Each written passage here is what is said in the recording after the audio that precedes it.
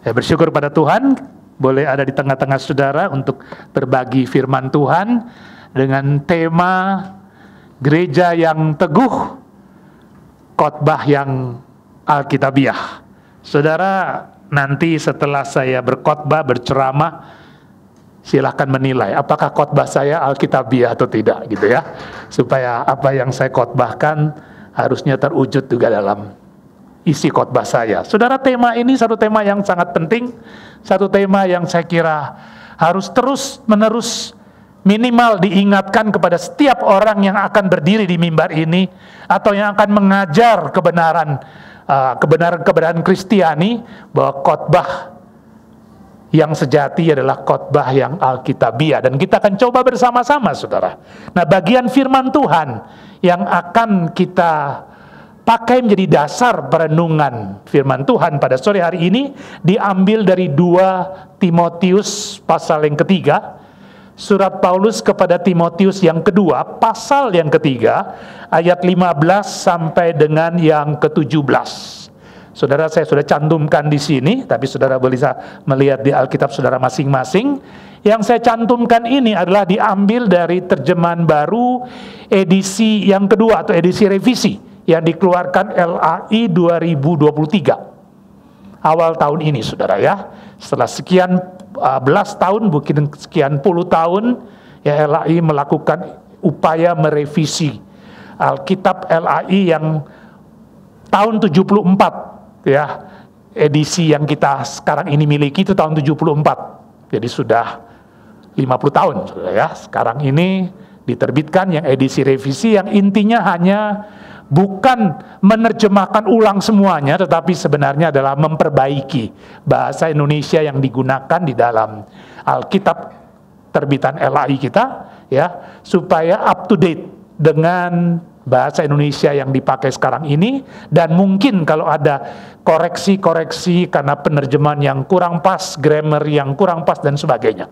Karena itu saudara tidak akan melihat perbedaan yang terlalu besar, tetapi tetap ada perbedaan yang bisa dilihat. Terutama waktu kita membaca 2 Timotius 3 ayat 15 sampai dengan ke-17 dan fokus nanti di ayat 16, saudara ya.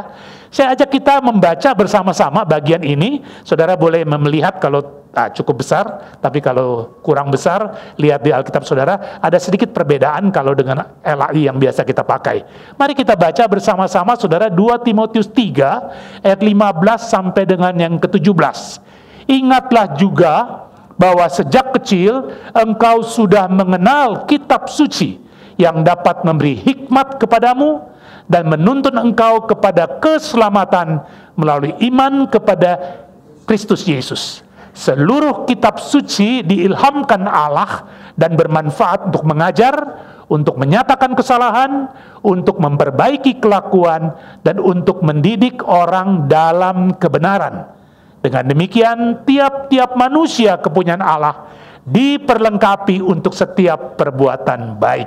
Saudara, apa itu khotbah yang alkitabiah? Kita akan membahas dalam 3 poin, saudara ya. Yang pertama, apa?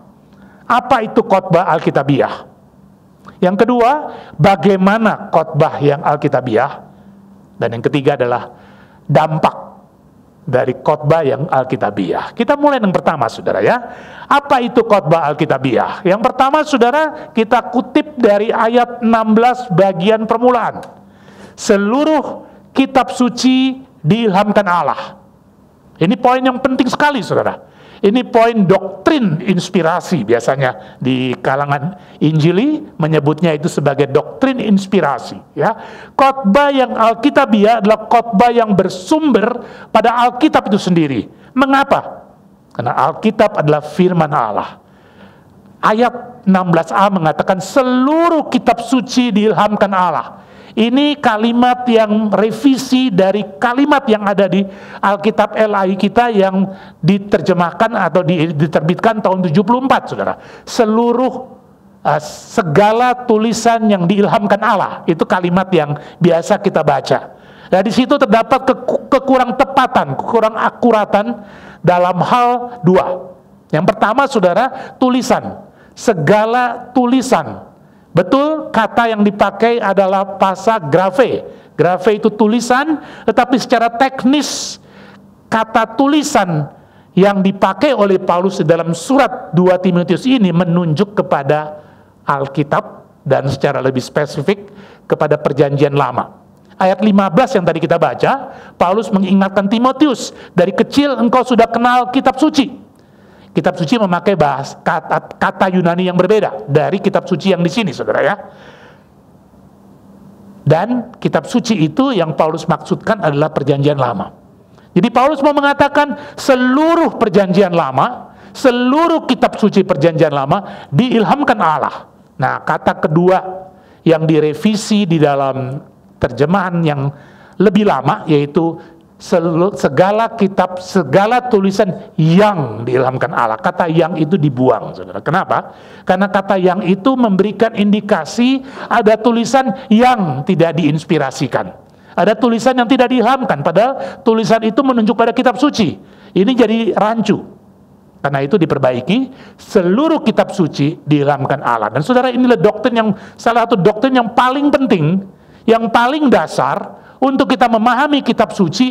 Yang dari kitab suci yang kita miliki ini lahirlah doktrin-doktrin yang utama lainnya, seperti keselamatan, seperti Tritunggal, seperti Yesus juru selamat satu-satunya, atau Dwinatur Yesus adalah Allah sekaligus manusia, dan beberapa doktrin primer lainnya. Ya, semuanya didasarkan kepada Alkitab, dan Alkitab adalah firman Allah. Nah, saudara, doktrin inspirasi itu menyatakan sifat Alkitab.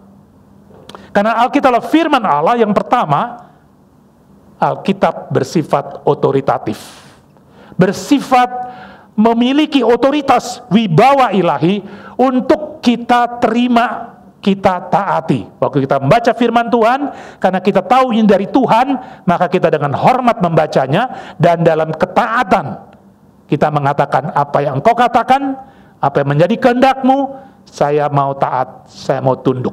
Itu sifat yang pertama dari Alkitab, karena dia adalah firman Allah. Yang kedua, saudara, bersifat benar, karena berasal dari Allah sendiri, pasti benar adanya.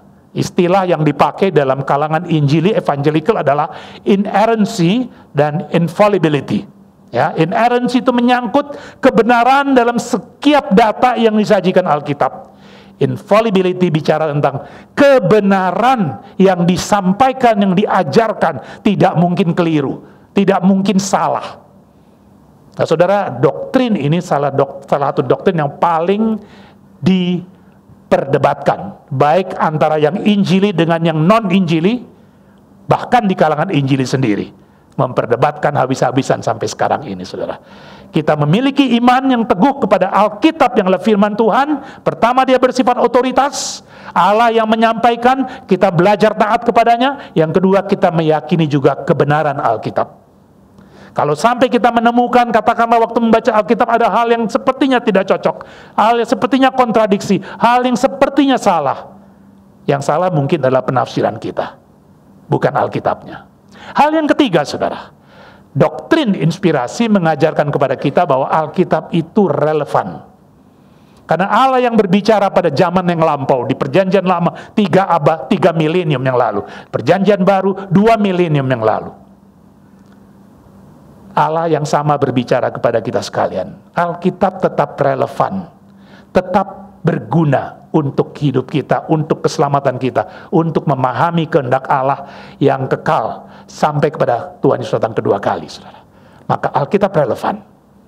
Doktrin inspirasi mengajarkan kepada kita yang terakhir, saudara, Alkitab bersifat dinamis. Maksudnya adalah Alkitab memiliki kuasa untuk mengubah kehidupan orang-orang yang percaya dan yang memberi dirinya menerima kebenaran firman Tuhan, yang tunduk kepada otoritas Allah, yang mengaku bahwa ini adalah kebenaran dari Tuhan, yang mendapatkan relevansinya bagi kehidupan mereka. Alkitab punya kuasa mengubah hidup saudara dan hidup saya. Nah, inilah, saudara, kenapa khotbah yang Alkitabiah itu harus bersumberkan kepada Alkitab sebagai sumber utama, sumber yang memiliki otoritas dari Allah sendiri, sumber yang benar, tidak ada kepalsuan di dalamnya, sumber yang tetap relevan untuk zaman kita sekarang ini, dan sumber yang memiliki kuasa untuk mengubah hidup kita. Semakin hari semakin menyerupai Kristus. Yang kedua, saudara, khotbah yang alkitabiah adalah khotbah yang berpusatkan pada Kristus. Ayat 15, saya ulangkan kembali, saudara. Ingatlah juga, ini nasihat Paulus kepada Timotius, bahwa sejak kecil engkau sudah mengenal kitab suci perjanjian lama, yang dapat memberi hikmat kepadamu dan menuntun engkau kepada keselamatan melalui iman kepada Kristus Yesus. Khotbah yang kristosentris, saudara, yang berpusat kepada Kristus, itulah khotbah yang alkitabiah. Mengapa demikian, saudara? Karena perjanjian lama membawa orang bertemu Kristus atau mengantisipasi Kristus. Perjanjian baru menengok ke belakang kepada karya kayu salib, karya keselamatan Kristus yang sudah tuntas. Seluruh kitab suci fokusnya ada pada Kristus.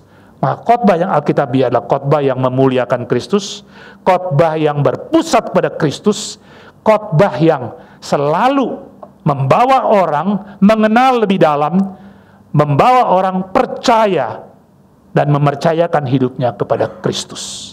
Dan saudara, khotbah yang kristologis, khotbah yang berpusat pada Kristus adalah khotbah yang akan menghindarkan diri dari sifat yang antroposentris, berpusat pada diri sendiri, dan yang semata-mata hanya khotbah moralisme atau ajaran motivasional dan sebagainya.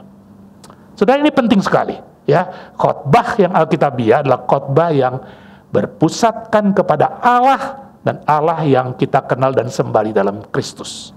Waktu kita mengkhotbahkan Kristus, kita mengkhotbahkan Dia sumber keselamatan. Kita mengkhotbahkan Dia sumber kekuatan untuk kita dapat melakukan segala sesuatu yang diperintahkan Allah.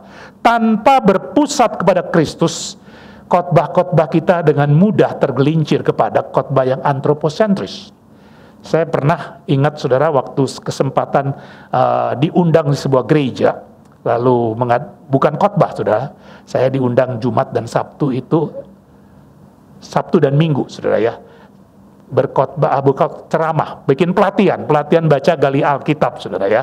Jadi hari Minggu saya tidak khotbah karena ini di luar kota, saya ikut ibadah mereka. Lalu kebetulan yang khotbah adalah salah seorang adik kelas saya yang saya nggak kenal sebenarnya karena jauh di bawah saya di alma mater saya dulu di STT Saat sekarang ini. Jadi dia ada jauh di bawah saya tapi dia berkhotbah, saudara. Saya senang dengar khotbahnya dia, sangat hermeneutik, homiletik sangat baik sekali. Tapi saya melihat ada satu kelemahan, ya, karena dia adik kelas, saya berani panggil dia dan bilang, boleh saya kasih masukan. Saya bilang, khotbahmu bagus secara homiletik, saya senang, banyak berkat didapatkan, tapi khotbahmu, saya katakan terus terang, terlalu antroposentrik. Maksudnya apa? Saya bilang begini, ya. Dia berkhotbah dari Kejadian pasal yang ke-6, ayat 9 sampai sekitar ayat 17-an begitu, tentang Nuh. Nuh yang saleh. Nuh yang takut akan Allah. Nuh yang menjauhi kejahatan. Nuh yang bergaul dengan Allah. Lalu dia berkata, kita harus menjadi seperti Nuh. Di tengah-tengah dunia yang orang-orang yang melawan Allah, kita harus seperti Nuh. Lalu dia kupas dengan baik sekali. 3 poin. Saya lupa poinnya, saudara, ya. Tapi poinnya bagus-bagus semua. Tapi saya merasakan khotbah ini berat sekali. Saya bilang, khotbah ini berat. Kenapa? Karena terlalu berpusat kepada manusia. Ya, kalau kita Nuh, mungkin kita bisa seperti itu. Tapi kita bukan Nuh. Kita bukan tokoh Alkitab. Saya bilang, kalau ayat kamu dimajukan satu ayat, di ayat 8, Kejadian pasal 6 ayat 8 yang berbicara, tetapi Nuh mendapatkan kasih karunia di hadapan Allah. Nah, khotbah itu akan menjadi sangat-sangat kristosentris, saya bilang. Kenapa? Kasih karunia ada pada Nuh yang membuat Nuh menjadi seorang yang saleh, takut akan Tuhan, menjauhi kejahatan, bergaul dengan Allah. Kata kuncinya adalah karena kasih karunia Allah ada pada Nuh. Saudara, khotbah yang antroposentris adalah khotbah yang berpusat pada diri sendiri. Saya harus seperti Nuh, saya harus seperti ini, saya harus seperti itu. Tapi khotbah yang kristosentris adalah khotbah yang mengatakan, karena Kristus sudah mati buat saya dimampukan untuk hidup seperti yang Tuhan inginkan. Karena Kristus sudah mati buat saya, dia meninggalkan model hidup yang bagaimana seharusnya. Ada kekuatan dari Tuhan, ada teladan dari Tuhan. Itu khotbah yang Kristosentris. Khotbah yang Alkitabiah, yang pertama saudara khotbah yang bersumberkan Kristus Allah, yang kedua khotbah yang berpusatkan Kristus. Sekarang kita masuk bagian yang berikutnya, saudara. Bagaimana khotbah yang Alkitabiah? Saudara, khotbah yang Alkitabiah menurut saya adalah khotbah yang bersifat eksposisi. Khotbah tematik bukan salah, khotbah tematik juga perlu. Ya, kita membahas tema-tema seperti hari ini kan temanya khotbah yang Alkitabiah. Tapi khotbah eksposisi itu adalah khotbah sebagaimana Alkitab ditulis. Alkitab kita ditulis satu bab kitab demi satu kitab. Bukan berdasarkan tema, saudara ya. Alkitab kita ditulis berdasarkan satu kitab ditulis oleh para penulis Alkitab sesuai dengan inspirasi Roh Kudus. Baru kemudian setelah kita belajar satu persatu setiap kitab, kita bisa menyarikannya ke dalam tema-tema tertentu. Sehingga keluar tema tentang Allah, tema tentang Roh Kudus, tema tentang keselamatan. Yang hasil ramuan dari berbagai perikop di dalam Alkitab yang sudah digali lebih dahulu secara eksposisi. Maka saudara, khotbah yang Alkitabiah menurut saya di dalam gereja, khotbah yang akan membangun itu khotbah yang dominan eksposisi. Menggali firman Tuhan, perikop demi perikop, pasal demi pasal, kitab demi kitab. Lalu baru setelah ada pemahaman yang cukup luas, tema-tema kemudian diajarkan. Karena waktu tema diajarkan, kita mengambil dari kitab Kejadian, kita mengambil dari kitab Wahyu, kita mengambil kitab lain. Tapi karena setiap kitab sudah pernah dibaca, sudah pernah dilihat secara eksposisi, maka tema-tema itu akan kelihatan dengan jelas. Kalau khotbah yang terlalu tematik, kadangkala bisa terjebak kepada sikap proof text. Angkat sebuah tema, lalu kita cari ayat-ayat mana yang bicara tema itu. Kadangkala bisa terjadi, saudara, ayat cuma dicuplik keluar dari konteksnya, keluar dari perikop yang harus jadi eksposisi, karena ayatnya ada bunyinya mirip, lalu itu dijadikan bukti dari tema tersebut. Maka khotbah yang Alkitabiah menurut saya ya, caranya adalah menggali kebenaran firman Tuhan, menyajikannya secara eksposisi. Saudara, khotbah yang kedua, saudara, khotbah yang Alkitabiah itu adalah khotbah yang bersifat pedagogis, yang bersifat mendidik ya, khotbah yang membawa perubahan pada nilai, pada karakter, dan tentu pada keterampilan hidup kita. Saudara, ayat 16 bagian B ya, itu satu bagian yang sangat praktikal. Dibandingkan 16a, seluruh kitab suci diilhamkan Allah, itu doktrinal sekali, sangat dalam. Tapi ini adalah bagian yang sangat praktikal. Alkitab ayat 16b mengatakan seluruh kitab suci diilhamkan Allah dan bermanfaat untuk mengajar, untuk menyatakan kesalahan, untuk memperbaiki kelakuan, dan untuk mendidik orang dalam kebenaran. Ini khotbah, ini adalah firman Tuhan yang ketika dibaca, dipelajari, direnungkan akan membangun kehidupan kita dalam satu proses, yaitu proses pendidikan. Saudara, mari kita lihat diagram yang saya coba sajikan seperti itu. Khotbah yang pedagogis berdasarkan firman Tuhan itu seperti apa, saudara? Pertama, khotbah itu memberikan kepada kita pengajaran, ya, memberikan kepada kita pengajaran. Ya. Alkitab mengajar kita. Mungkin masuk secara kognitif, saudara. Ambil contoh. Alkitab mengajarkan kepada kita Allah adalah kudus dan kita dipanggil untuk hidup kudus. Alkitab mengajar kita. Kita menangkap itu sebagai satu pelajaran. Allah kudus, saya dipanggil untuk hidup kudus. Tetapi Alkitab tidak berhenti hanya mengajar. Waktu kita baca, kita coba memahami, kita coba melihat apa artinya kudus, bagaimana hidup kudus, kita menemukan Alkitab menunjukkan kita bahwa kita belum kudus, saudara. Alkitab menyatakan kesalahan. Alkitab memproses kita, menelanjangi kita bahwa Allah kudus, kita dipanggil hidup kudus, ternyata pikiran kita tidak kudus. Ternyata hidup kita jauh daripada yang Allah kehendaki. Pikiran-pikiran kita pikiran yang jahat, pikiran-pikiran kita adalah pikiran-pikiran yang busuk, pikiran kita adalah yang melawan Allah. Alkitab membongkar hidup kita tidak sesuai, belum sesuai dengan apa yang Allah tuntut dari kita. Contoh lain, saudara, Alkitab mengajarkan kita Allah adalah kasih. Dan kita dipanggil untuk saling mengasihi.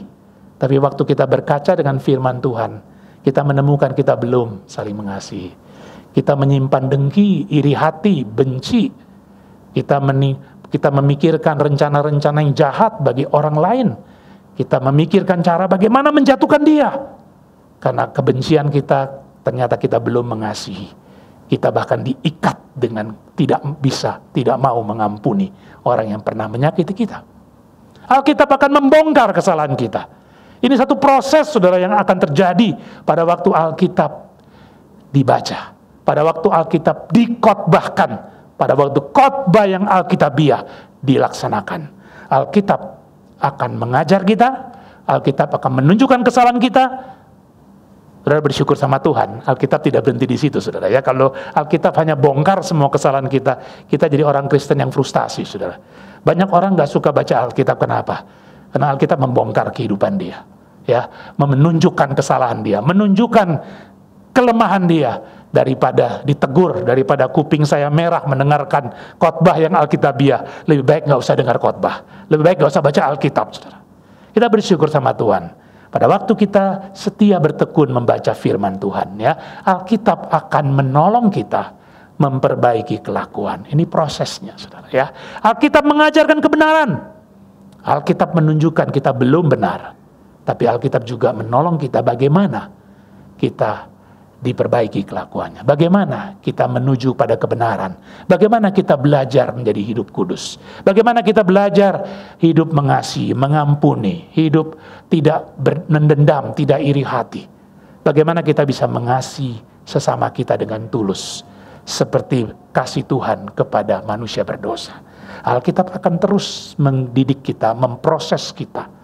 Sampai pada akhirnya, saudara, Alkitab akan menolong kita masuk ke dalam kebenaran itu. Mendidik dalam kebenaran. Saudara perhatikan, ayat 16 menjadi sangat praktikal, saudara. Ya, Alkitab itu ketika dikhotbahkan secara Alkitabiah, menggali kebenaran firman Tuhan, membuka kepada pendengar atau mereka yang mendengarkan khotbah, bagaimana dia mengajar, dia menyatakan kesalahan, dia memperbaiki kelakuan, dan akhirnya orang yang bersedia dididik di dalam firman Tuhan akan bertumbuh satu kebenaran demi satu kebenaran. Khotbah yang Alkitabiah sudah dikhotbahkan dengan cara seperti ini, secara eksposisi, dan merupakan satu proses pendidikan untuk membawa hidup kita, membangun nilai-nilai, membangun karakter, dan membangun keterampilan hidup. Sehingga, saudara, pada akhirnya dampak khotbah yang Alkitabiah adalah dengan demikian tiap-tiap manusia kepunyaan Allah diperlengkapi dengan setiap perbuatan baik. Saudara, ayat 17 menjadi ayat yang menjadi goal, sasaran dari membaca Alkitab, dari merenungkan firman Tuhan, dari mendengarkan khotbah yang Alkitabiah. Dan seharusnya juga menjadi goal dan sasaran buat kita yang berkhotbah, ya. Kita mengkhotbahkan firman Tuhan karena ingin firman itu bukan hanya diterima di dalam akal sehat kita, tapi mendorong terbentuknya nilai-nilai yang benar. Maka khotbah yang doktrinnya benar, khotbah yang berisikan kebenaran yang solid, membangun pikiran Kristus, saudara. Khotbah yang benar menyatukan pikiran yang benar dengan perilaku hidup yang mungkin belum benar. Yang ini sudah dibetulkan, di sini belum dibereskan. Maka khotbah yang Alkitabiah akan membawa kesadaran, saya belum seperti yang Tuhan inginkan. Maka berlutut di hadapan Tuhan minta ampun. Atau frustasi dengan kekuatan sendiri minta pertolongan Tuhan. Khotbah Alkitabiah membimbing setiap orang yang mendengarkan khotbah itu untuk mendapatkan bimbingan, memperbaiki kelakuan. Bagaimana kebenaran yang sudah diajarkan itu menjadi bagian dalam kehidupannya. Bagaimana melatih diri, mengerjakan karakter Kristus di dalam hidup kita. Bagaimana mengasihi, mengampuni, bagaimana melupakan atau meninggalkan pikiran-pikiran yang jahat supaya kita bisa hidup sesuai firman Tuhan. Pada waktu gereja dengan setia di mimbar ini menyampaikan kebenaran firman Tuhan dengan uraian yang jelas yang dapat dipertanggungjawabkan, jemaat akan bertumbuh sedikit demi sedikit, saudara. Memang pertumbuhan itu bukan pertumbuhan karbitan. Pertumbuhan itu harus selangkah demi selangkah. Ya, ada satu lagu ya, kalau saudara ingat, sedikit demi sedikit, tiap hari, tiap sifat, Yesus mengubahku, Dia ubahku, dan seterusnya, saudara ya. Itu hanya mungkin terjadi kalau firman Tuhan dibaca setiap hari. Itu hanya mungkin terjadi kalau khotbah di mimbar itu fokus kepada eksposisi firman Tuhan. Sehingga satu karakter demi satu karakter Kristus mulai diajarkan, mulai dicerminkan dalam kehidupan kita, mulai diproses untuk menjadi bagian dalam hidup kita. Sehingga buah Roh Kudus mulai terbentuk dalam hidup kita. Saudara, khotbah yang Alkitabiah akan mendorong kita, membawa kita ya makin hari makin serupa Kristus, sehingga kita kembali kepada gambar Allah yang dulu Tuhan ciptakan ketika menciptakan manusia pertama, tapi sudah rusak karena kejatuhan dalam dosa, dan kita memiliki Kristus, gambar Allah yang sempurna, yang pertama, saudara, menyediakan kepada kita kuasa firman yang mengubah. Yang kedua, menyediakan model teladan yang bisa kita tiru. Saudaraku yang dikasihi dan Tuhan Yesus Kristus, kiranya Tuhan menolong kita ya lewat pembahasan khotbah yang Alkitabiah. Mari saya rangkumkan, saudara. Saya tidak ada di slide lagi rangkumannya, saudara. Khotbah yang Alkitabiah. Yang pertama adalah khotbah yang berpusatkan kepada Alkitab atau bersumberkan kepada Alkitab. Sumber utama, saudara ya. Tentu kita boleh menambah hal-hal yang kontekstual dengan kehidupan kita sehari-hari, tetapi dasar kebenaran itu harus selalu pada firman. Kenapa pada firman? Karena firman Allah itu adalah firman yang berasal dari Allah, yang bersifat otoritatif, yang adalah benar, firman yang relevan dengan kebutuhan hidup kita hari ini. Dan firman yang dinamis, yang mampu mengubah hidup saudara dan saya. Khotbah yang Alkitabiah, saudara, khotbah yang bersifat kristologis, bersifat kristosentris, saudara. Karena seluruh Alkitab PL maupun PB, pusatnya adalah pada Kristus. Dengan khotbah yang berpusatkan pada Kristus, kita dihindarkan dari berjuang sendiri, saudara. Itu khotbah yang antroposentris, itu khotbah yang mendorong kita tuh berjuang dengan kekuatan sendiri, mencapai kesempurnaan. Kita tidak bisa sempurna kecuali kita mendapatkan kuasa dari Allah di dalam Kristus yang sudah mati dan bangkit. Khotbah yang kristosentris, saudara, akan menghindarkan kita dari khotbah yang sekedar moralisme, yang sekedar motivasional, saudara. Tapi khotbah yang selalu mengingatkan kita, kekuatan dan kesuksesan kita itu bersumberkan pada Kristus yang sudah lebih dulu sukses di dalam menyelamatkan kita, di dalam memberikan kepada kita contoh teladan yang sempurna. Bagaimana mengkhotbahkan khotbah yang Alkitabiah, saudara? Khotbah yang bersifat eksposisi. Firman Tuhan digali satu perikop demi satu perikop, satu pasal demi satu pasal, satu kitab demi satu kitab. Karena itulah cara Alkitab dulu ditulis. Waktu kita belajar membaca Alkitab dan khotbah itu memiliki pembelajaran Alkitab yang utuh, kita akan juga mendapatkan kebenaran firman yang utuh. Bukan tidak boleh khotbah tematis, tapi khotbah tematis itu Kalau kita sudah memiliki pemahaman yang cukup komprehensif terhadap tema-tema yang disajikan dari berbagai kitab, sehingga tidak terjadi yang namanya proof text, khotbah yang cuma comot ayat, lalu menyimpulkan itu tanpa menggali konteksnya. Khotbah yang alkitabiah itulah khotbah yang diproses mendidik, membangun nilai, karakter, dan keterampilan hidup kita. Dan dampak khotbah yang alkitabiah adalah jemaat menjadi dewasa dalam kebenaran firman. Karakter Kristus terbentuk satu karakter demi satu karakter. Nilai-nilai terbentuk secara perlahan tetapi menetap. Dan keterampilan hidup kita juga dibangunkan. Khotbah yang alkitabiah akan mendorong, akan membentuk gereja yang teguh. Demikian firman Tuhan yang saya sampaikan. Mungkin langsung ya saya kira dengan tanya jawab, kalau ada yang ingin mengklarifikasi apa yang saya sampaikan atau ingin bertanya lebih lanjut, silakan.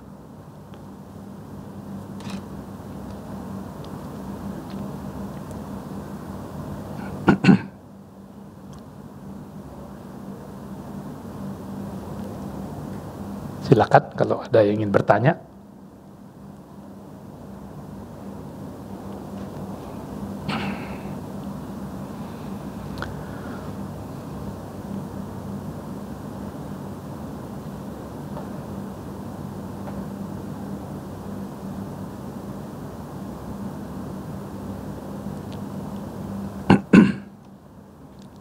Ya. Kalau nggak ada yang tanya, saya senang. Selesai tugas saya. Mudah-mudahan karena sudah cukup jelas, tidak ada yang perlu ditanyakan lagi. Bukan karena nggak ada yang dimengerti sama sekali dari khotbah saya, sehingga nggak tahu mau nanya apa ya. Silakan Bapak Ibu sekalian kalau ada hal yang ingin ditanyakan atau ada pandangan yang ingin disampaikan berkaitan dengan tema khotbah yang alkitabiah.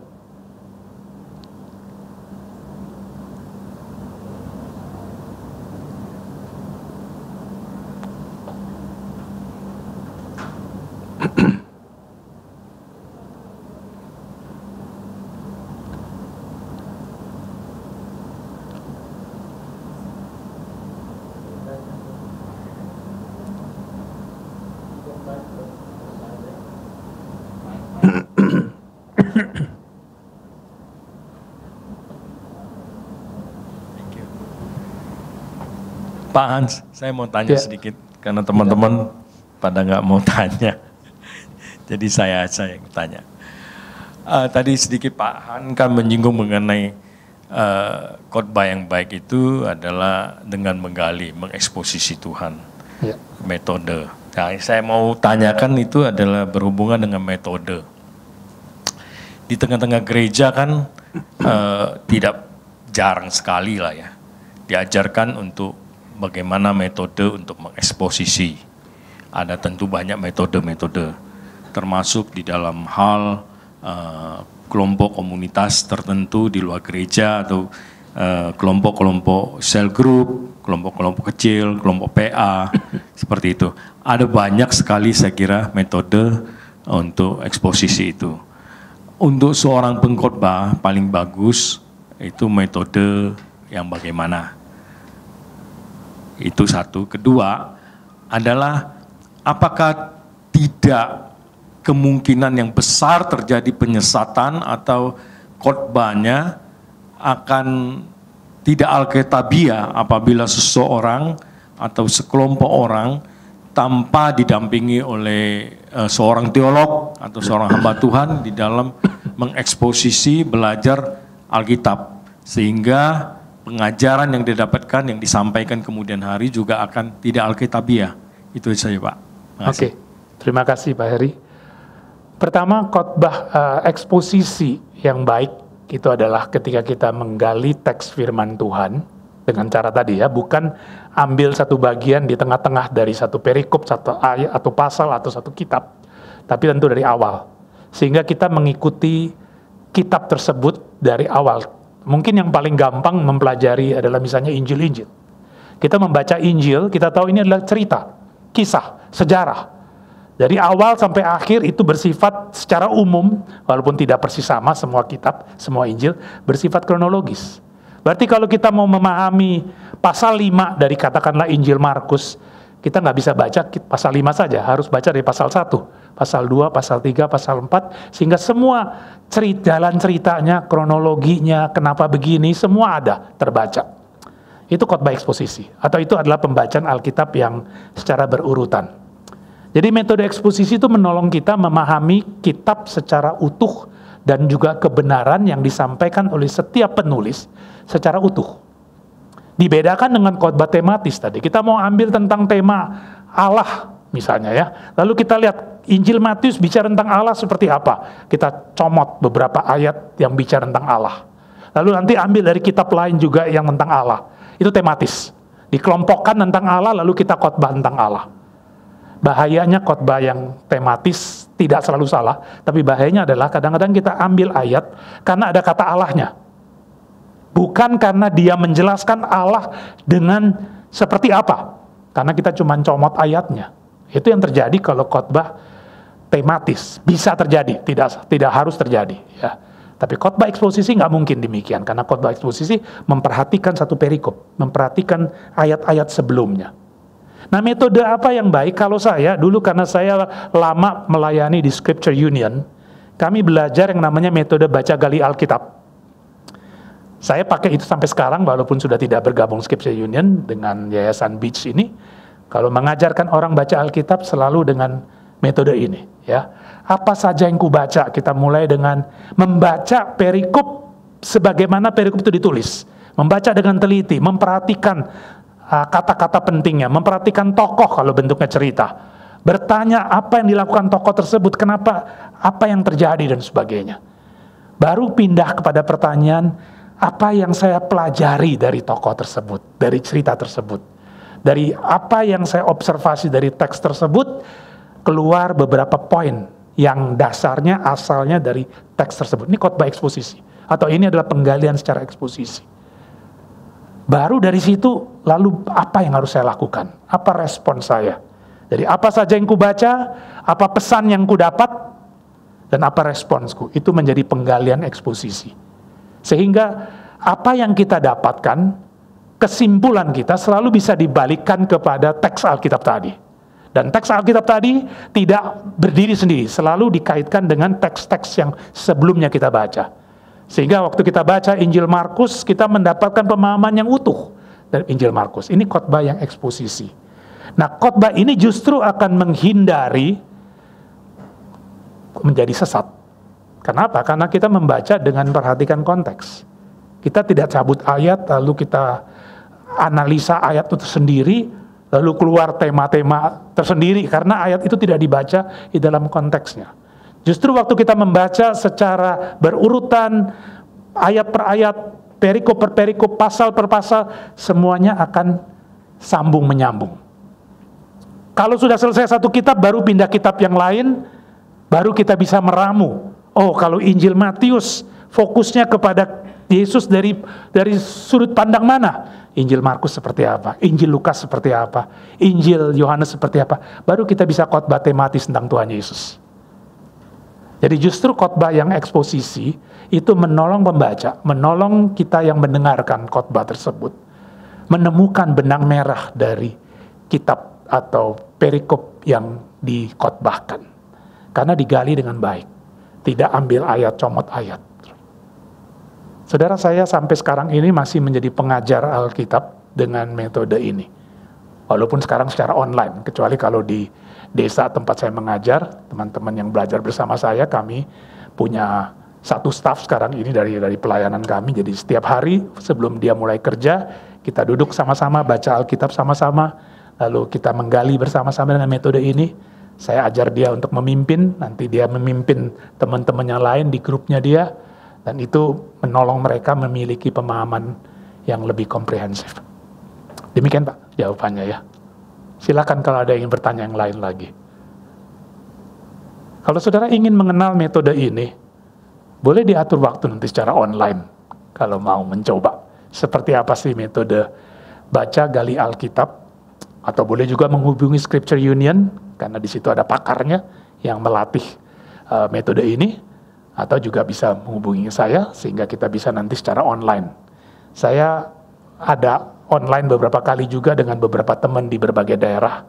Kita kumpul sama-sama ya dengan Zoom, lalu kita lakukan BGA bersama-sama. Dan mereka sangat senang sekali. Kenapa?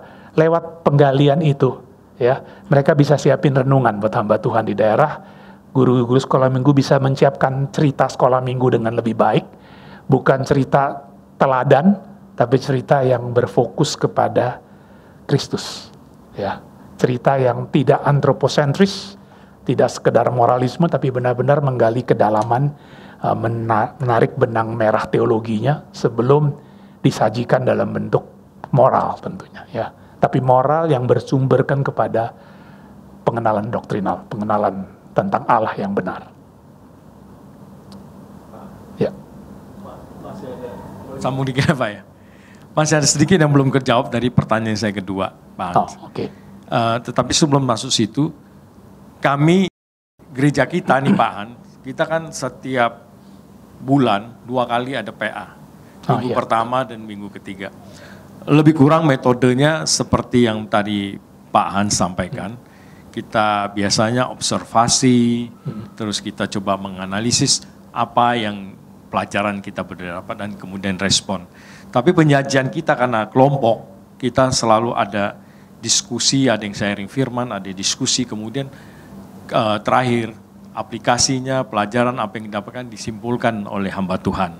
Nah, menyangkut tadi pertanyaan saya yang terakhir adalah, apakah itu bisa diterapkan di kelompok-kelompok yang tanpa seorang hamba Tuhan atau seorang teolog, sehingga tidak terjadi penyesatan atau pemahaman yang salah akan Alkitab. Karena kenyataan di kehidupan ini sekarang, metode baik yang di kelompok kecil, yang dikembangkan perkantas maupun di PPA Pak, itu kan orang awam sekarang banyak sekali Pak, berkembang seperti itu. Pak Hans. Iya, maaf itu belum terjawab ya. Selalu ada potensi salah, ya. Termasuk ada hamba Tuhan pun potensi salah tetap ada. Ya, kalau hamba Tuhan atau kita yang menggalinya sudah punya praasumsi lebih dulu. Yang praasumsi ini yang dipakai untuk menggiring penggalian kita. Sehingga penggalian kita tidak lagi objektif ya, tapi sudah banyak subjektif. Tapi memang kita nggak bisa menghindari. Kita nggak bisa menghindari bahwa setiap kita sudah punya pengetahuan dulu. Entah benar atau salah, pengetahuan itu akan selalu akan selalu mengontrol, mengendalikan kita. Maka memang benar kita harus sadar apa yang kita praasumsi kita lebih dahulu. Sehingga waktu kita membaca Alkitab, kita membuka pikiran kita kepada Tuhan. Minta Tuhan berani untuk kita berani untuk melepas semua asumsi kita. Waktu kita menemukan, membaca dengan terbuka, dan ini ternyata tidak seperti yang saya pikirkan dulu. Nah, itu pergumulan terjadi. Nah, di situ saya kira memang bagus kalau kita bisa konsultasi dengan hamba Tuhan yang sudah lebih dulu mempelajari lebih teknikal gitu ya, dengan bahasa aslinya, dengan dengan buku-buku tafsiran mungkin. Saya pikir betul ya, jadi nggak ada salahnya. Karena pertama-tama waktu saya mengajarkan ini, atau kami saya di Scripture Union mengajarkan ini ke berbagai tempat ya, pertama-tama hamba-hamba Tuhan yang lebih dulu, biasanya mereka yang lebih dulu merasa diberkati. Karena mereka mengatakan kami selama ini akses ke buku tafsiran tidak ada, ya di daerah-daerah terpencil. Jadi mau khotbah akhirnya juga udah nggak punya materi lagi, ngulang-ngulang dan sebagainya. Kadang-kadang cuma baca buku renungan, tapi dengan metode yang diajarkan ini mereka kembali membaca dan menggali dengan lebih tertib, lebih teratur, dan lebih detail, memperhatikan dengan teliti. Mengingatkan, merefresh kembali mereka kepada metode yang mereka pernah pelajari di STT, yaitu metode hermeneutik eksegese yang mereka pelajari, yang secara prinsip sama. Ya. Jadi saya kira itu berguna, ya. Dan di dalam kelompok saya kira baik. Selain buat satu pribadi, di dalam kelompok Karena kita akan saling mengingatkan, saling menguji ketelitian kita. Apa saja yang kubaca itu nggak boleh asumsi sudah tahu, jadi kita tinggal aja langsung apa pesannya. Jadi harus gali. Dan itu membutuhkan kebesaran hati untuk belajar, untuk terbuka, untuk membuka semua praasumsi kita. Kalau memang praasumsi saya ternyata keliru. Ketika baca sendiri dengan jelas, bukan itu yang saya dapatkan dulu. Nah, berani diperbaiki. Tapi betul juga ya, kalau gereja tentu perlu hamba-hamba Tuhan yang siap untuk memimpin atau siap untuk menjadi narasumber untuk setiap kelompok yang belajar Alkitab.